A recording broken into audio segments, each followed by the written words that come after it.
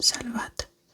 No me acuerdo cómo se llama la colección. Creo que Historias Inolvidables o algo así. Pero está hermosa. Miren la portada. Esto es como brilloso, muy hermoso. Acá se la ve a la bella y acá a la bestia. Qué hermoso. Y miren atrás, en la contratapa. Creo que es el castillo de Disney. Está hermoso. Ah, y las páginas también combinan con el libro. Es un detalle muy hermoso, muy único. Así que estoy muy emocionada. Es divino, es precioso, es lo mejor que vi. Así que les quiero leer esto, que obviamente es la adaptación de Disney, no es el cuento original, sino que es la edición family friendly. Y he de decir que tiene, para hacer la versión de Disney, tiene bastantes capítulos. Acá. Ese es todo el índice.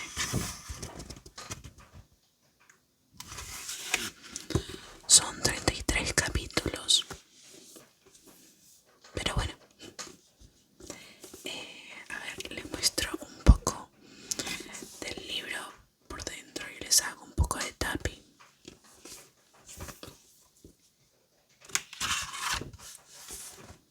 Así. Ah, y también es de tapa dura. Eso suma un montón.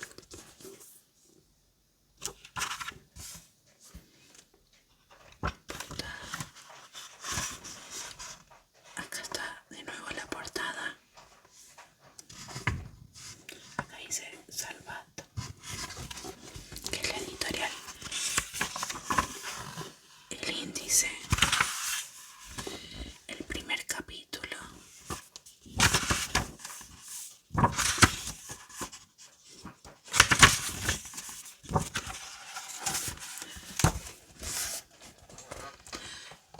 Tiene ilustraciones.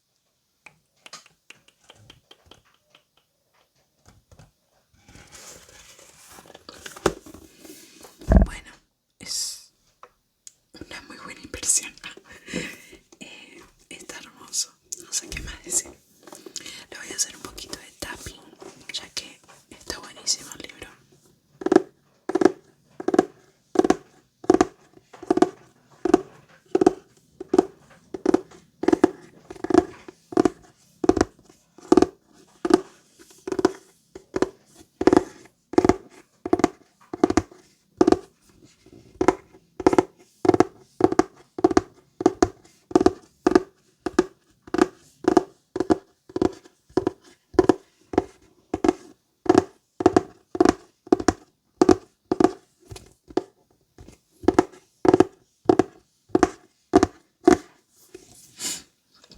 Disculpen los sonidos de afuera, es que está lloviendo. Después díganme en los comentarios si les incomoda o si está bien. Justo quería aprovechar y está lloviendo, pero no creo que sea demasiado molesto el ruido de la lluvia. Ah, y otra cosa que estamos estrenando son las brochas. Hace mucho quería comprarme brochas para usar con el micrófono y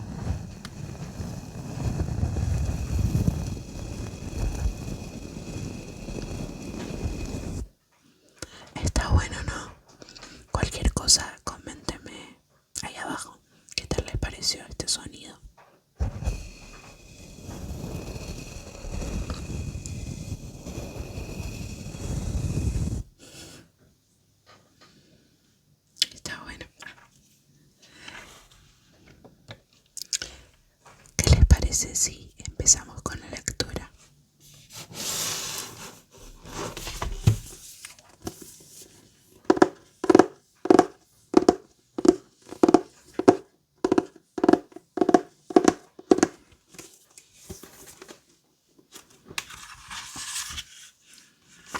Disney, La Bella y la Bestia, editorial Salvat.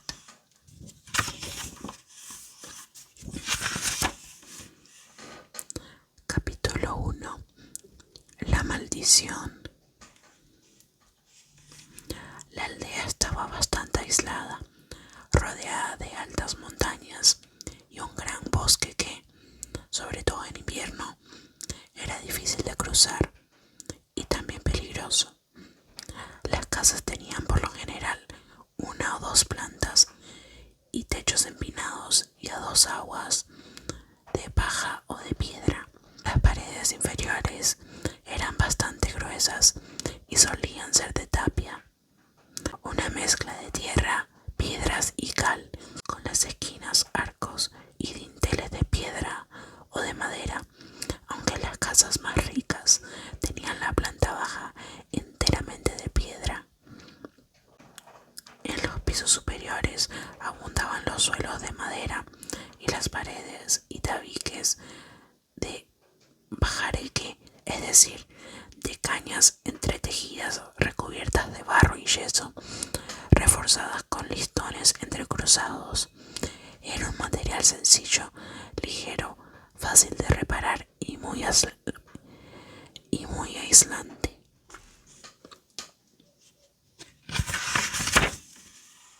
Los aldeanos trataban de encalar periódicamente las paredes exteriores de sus casas.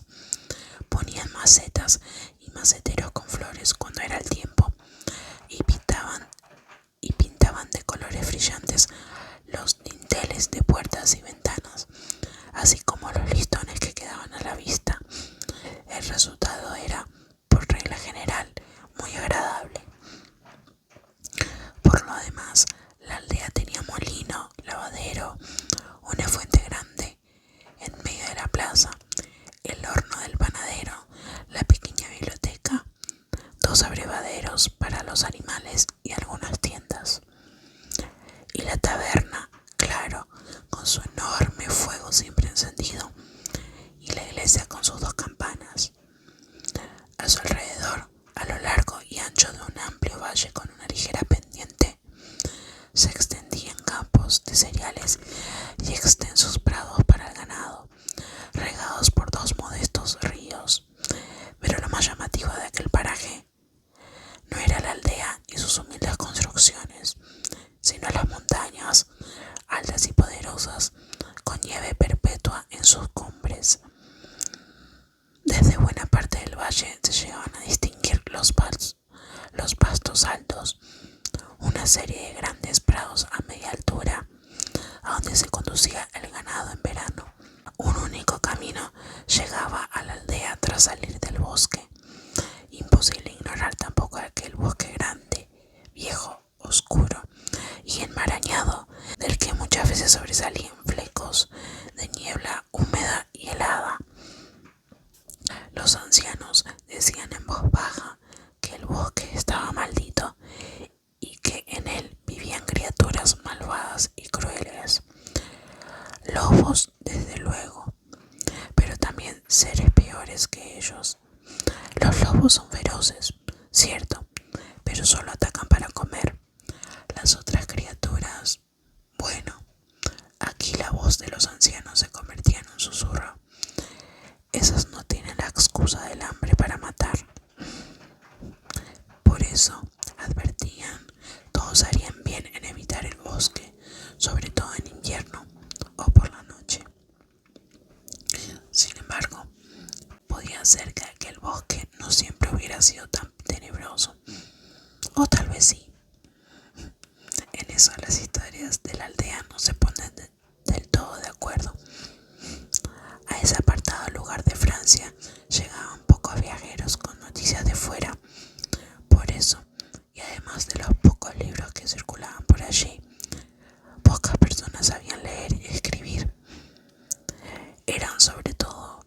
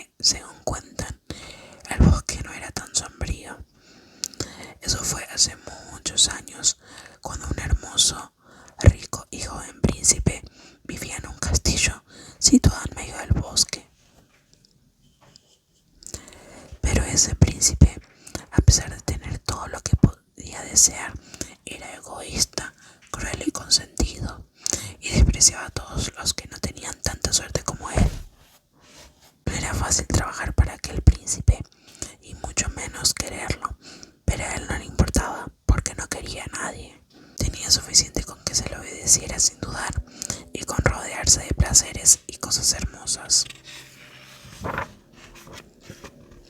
Fuera, échenlo, no quiero verlo nunca más, gritó con desprecio, dirigiéndose a sus criados. Ante él se inclinaba asustado un pobre músico que había tenido la desgracia de fallar una sola nota en la pieza que tocaba para el príncipe. Enseguida fue escoltado lejos de su presencia. Fuera, el tiempo estaba empeorando con rapidez. Nubes negras cubrían ya el cielo sobre el bosque, el castillo y sus espléndidos jardines. Los truenos sonaban cada vez más cerca y había empezado a caer una especie de lluvia. Hagan pasar al siguiente y deprisa, ordenó el señor del castillo. Estaba preparando una gran fiesta y quería que todo fuera perfecto. En la antesala, un pequeño grupo de músicos acobardados aguardaba su turno. Algunos temblaban porque los gritos del príncipe llegaban con claridad a sus oídos, mezclados con el viento y los rugidos amenazadores de la tempestad. Uno tras otro, todos los artistas fueron rechazados, cada vez con más violencia.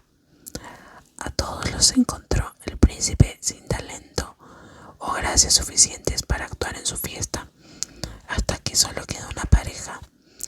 Ella era una mujer grande y bastante segura de sí misma. Él era bajito y temblaba de pies a cabeza, agarrado a su clavicémbalo, que es un instrumento musical antepasado del piano. Ya basta, dijo harto el príncipe, mirando al mayordomo y levantándose de su trono. No vuelvas a hacerme perder el tiempo con músicos del montón. Si quieres conservar tu puesto, tráeme gente realmente buena. Alteza, mi príncipe, respondió con humildad el mayordomo, haciendo una profunda reverencia. Perdone mi torpeza, no volverá a pasar, pero, por favor, añadió señalando la puerta, solo quedan dos personas, una cantante famosa acompañada por su clavicembalista. Siempre actúan juntos. Escúchelos, por favor. Creo que no lo decepcionarán. Con gesto de fastidio, el príncipe aceptó y corriendo, pareja y instrumento fueron llevados al salón. A pesar de los nervios, gracias sobre todo a la mirada de ánimo y afecto que le dirigió la cantante, el músico arrancó bien una hermosa aria de ópera, sobre la que la diva desplegó su maravillosa voz, cargada de matices y emoción. Tan perfecta fue la interpretación que hasta la tormenta exterior cayó durante un momento. Y eso que estaba alcanzando su máxima potencia. Todo el personal del palacio se quedó quieto, silencioso, subyugado por la belleza del momento. El príncipe también quedó encantado, aunque lo demostró muy poco. No elogiaba nunca a quienes le servían bien, pero tampoco se olvidaba nunca de reñir y castigar a los que no lo conseguían. Bien, dijo al final, estos pueden quedarse. Alójenlos donde no me molesten, añadió mientras se levantaba. Entonces alguien golpeó la puerta de la sala. Oh, vaya, se excusó el mayordomo, preguntando con la mirada a su mano derecha el criado principal. Que yo sepa, no esperábamos a nadie más. La puerta se abrió sola, dejando a la vista a una vieja mendiga encorvada y apoyada en un largo bastón. Señor, por piedad, pidió la anciana inclinándose. De cobijo a una pobre viajera. Solo una noche y a cambio le daré esta rosa, añadió mostrándole una flor sencilla y perfecta. ¿Cómo? Respondió el príncipe con desdén. En mi casa no hay lugar para viejas repugnantes como tú. Rosas, ¡ja! Tengo de sobra en mi jardín.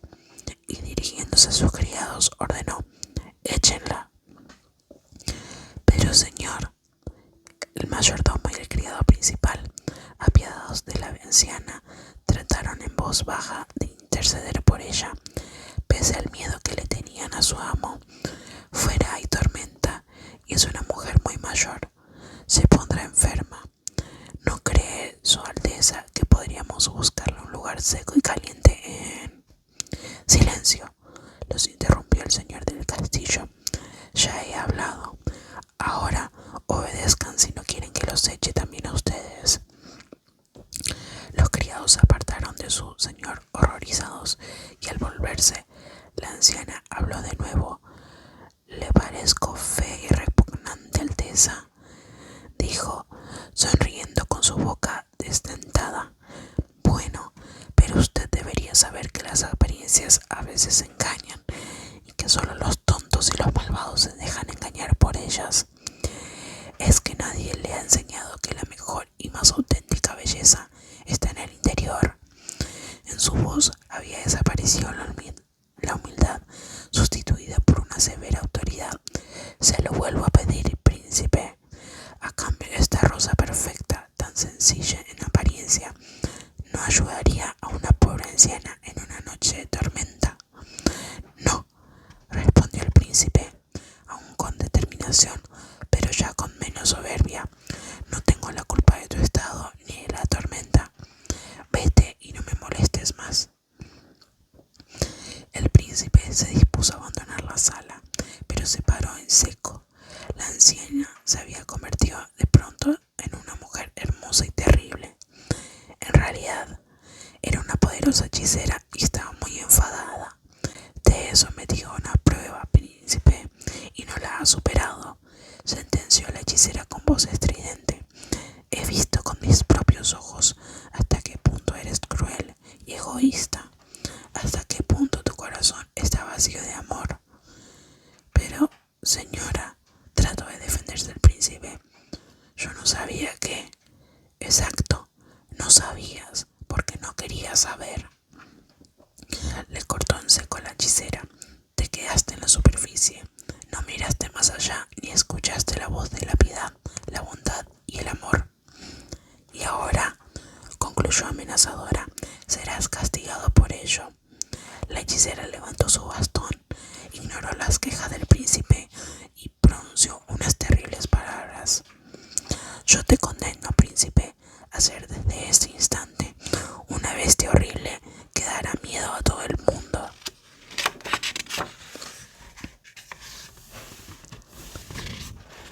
Al momento, en medio de gritos de espanto y de dolor, el hermoso príncipe empezó a convertirse en un monstruo deforme. Sus uñas crecieron y se curvaron, sus manos y pies se convirtieron en garras, los dientes desbordaron sus labios y se convirtieron en herramientas brutales, listas para morder, desgarrar y triturar. Le salieron cuernos y cola, y su boca y su nariz se proyectaron hacia adelante, dándole un aspecto animalesco. Se dobló el tamaño de sus músculos y unas espesas crines cubrieron su lomo y su cabeza. En tan solo unos pocos minutos de terrible dolor, su rostro y su cuerpo habían perdido toda apariencia humana y en su lugar quedó una bestia salida de la peor pesadilla. Solo unos ojos, hundidos ahora en una cara grotesca y horripilante, mantenían una incierta y desesperada luz humana. «Ustedes, hombres y mujeres del castillo», anunció con una fría sonrisa la hechicera, mirando a los criados que, angustiados, inmóviles, presenciaban el drama, «también merecen un castigo, porque, conociendo el amor, no han sido capaces de enseñárselo a su amo, ni se han atrevido a desafiar sus crueldades y desobedecerle».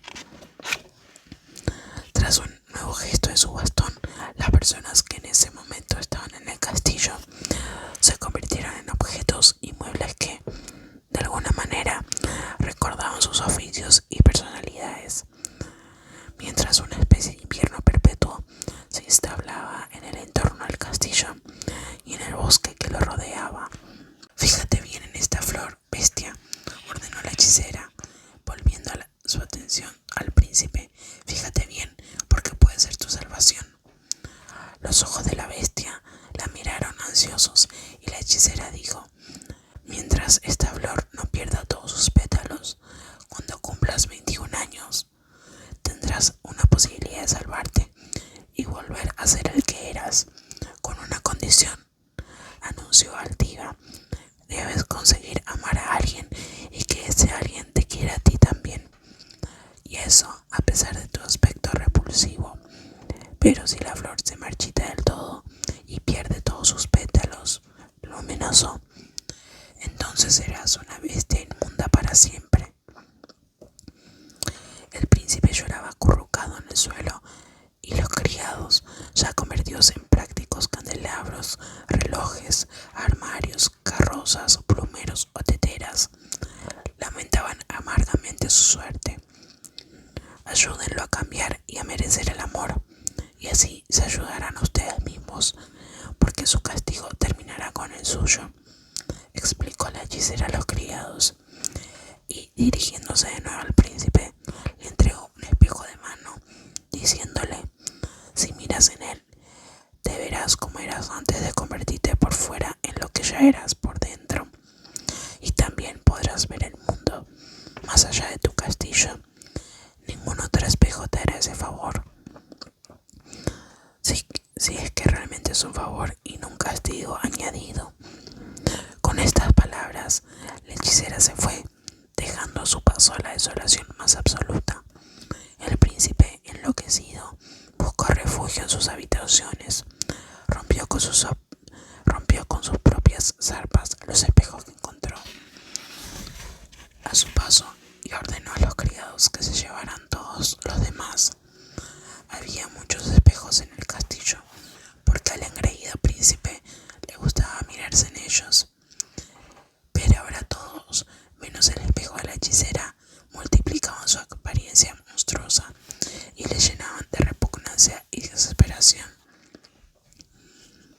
Pasó el tiempo y cada vez menos personas se acercaban al castillo, y los pocos que llegaban se iban corriendo espantados. El olvido se extendió como la niebla sobre aquel lugar y sus habitantes se quedaron solos, aislados, abandonados. La bestia, después de la hermosura, también acabó perdiendo la esperanza. Encerrado en su casa, veía como poco a poco se secaban y caían los primeros pétalos de la rosa. De vez en cuando se miraba en el espejo encantado, pero, tal como la hechicera había previsto, lo que veía en él no le producía paz, sino angustia y tristeza, porque ¿quién iba a ser capaz de amar a una bestia? Y colorín colorado, este capítulo ha terminado. Este fue el primer capítulo que relata el principio de la historia. Lo vamos a dejar hasta acá. Espero que les haya gustado. Si es así, díganmelo en los comentarios. Si les gustó el video, denle like y suscríbanse, que se vienen más lecturas. Ay, no sé cómo despedirme. Bueno, eso fue todo